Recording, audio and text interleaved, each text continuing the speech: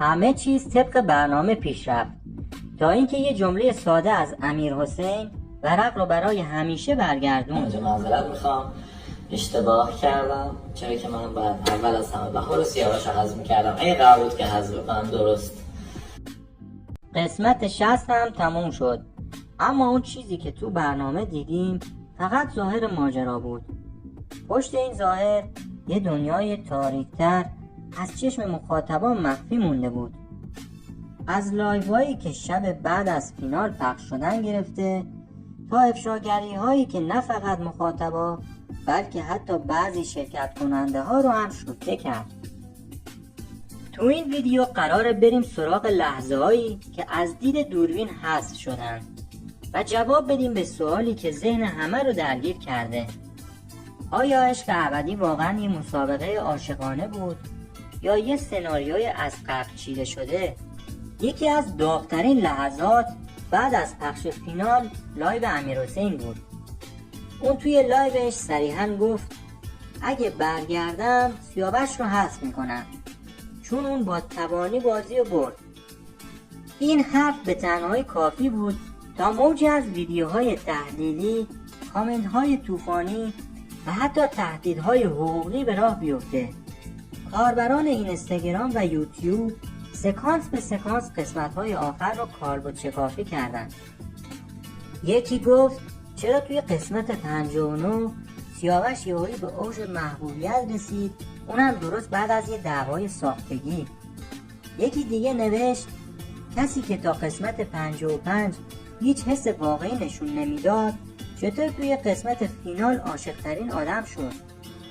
و همه اینها باعث شد نظریه تبانی قدرت بگیره، مخصوصا وقتی یک کلیپ منتشر شد که توش طناز به سیاوش میگه یادت نره اون دیالوگ رو موقع اعلام نتیجه بگی. آیا این جمله بخشی از هماهنگی برای اجرای فینال بود یا صرفاً یه سوء تفاهم؟ اگه تا اینجا با من همراه بودی ویدیو رو لایک کن تا بریم سراغ ادامه ماجرا. یکی از شخصیت هایی که بیشترین حرف و حدیث پشتش بود طناز بود. از اول برنامه همیشه خودش رو منطقی و با وقار نشون میداد، اما توی قسمت 60 یهویی خیلی عاطفی شد.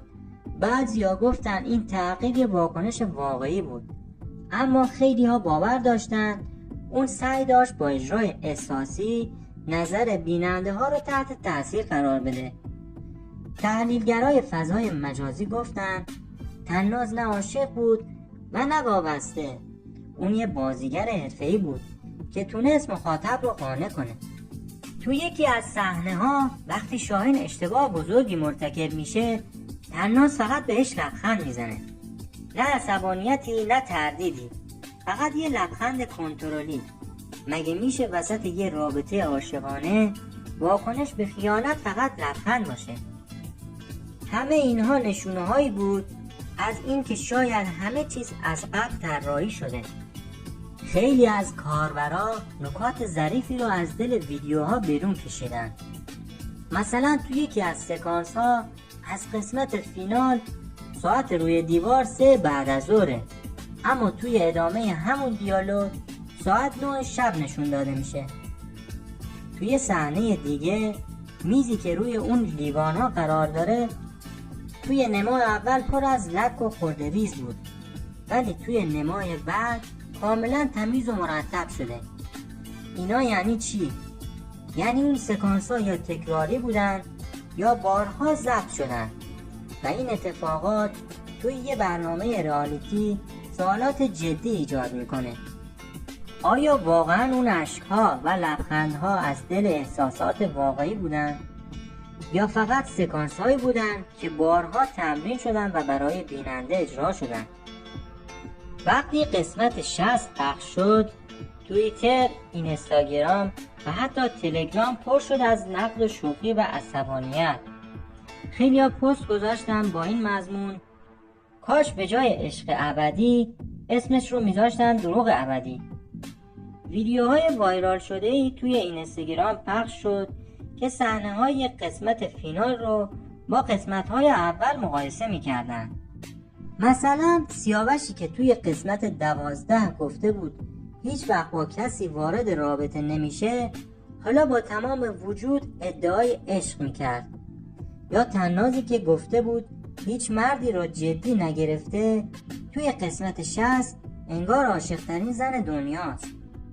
این تضادها برای خیلی غیر قابل قبول بود و صدها کامنت زیر پست های رسمی برنامه اومد که ازشون خواسته بودن برای فصل بعد شفافتر باشن.